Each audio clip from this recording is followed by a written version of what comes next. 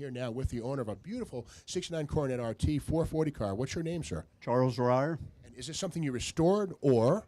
I had it from new. Had it from new. Now it went through a life cycle. Have you preserved it like this from day one? No, right? No. We did a lot of work. Okay, now own this car from new. Now tell me about this. We have the Kelsey Hayes wheels. These are 15-inch diameter. Yes, they are. So was this car originally a Kelsey Hayes car? Yes.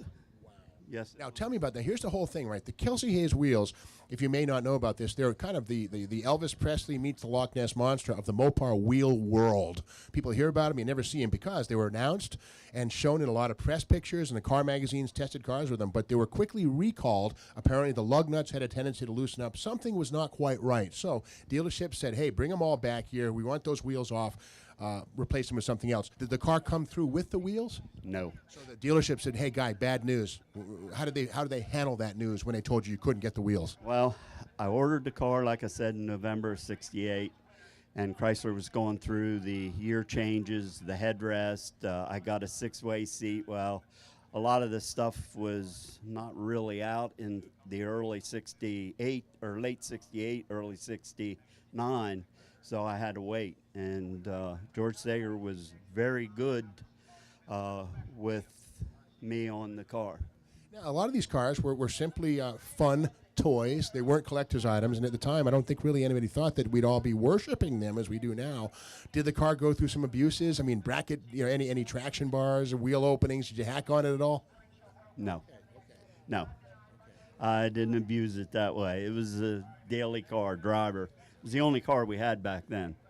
Let's take a peek under the hood.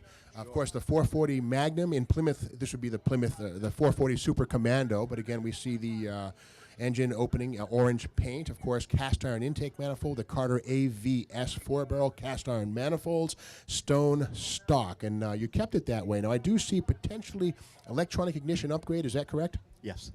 It got away from the points, I'm guessing. Yes. Had some trouble back in '70. And Mr. Norm fixed me up with Mallory ignition, and that was a good ignition until you can't get the parts anymore for it. So when we did the restoration, then we changed it over. The 70s were not kind to muscle cars.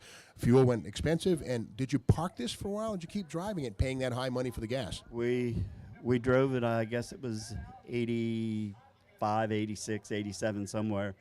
Parked it, and well, it kind of deteriorated from setting out. So Bobby Stiles and I, we were down at the garage, and he was painting a truck, and he said he knows a gentleman that can really bring the car back to the way it was.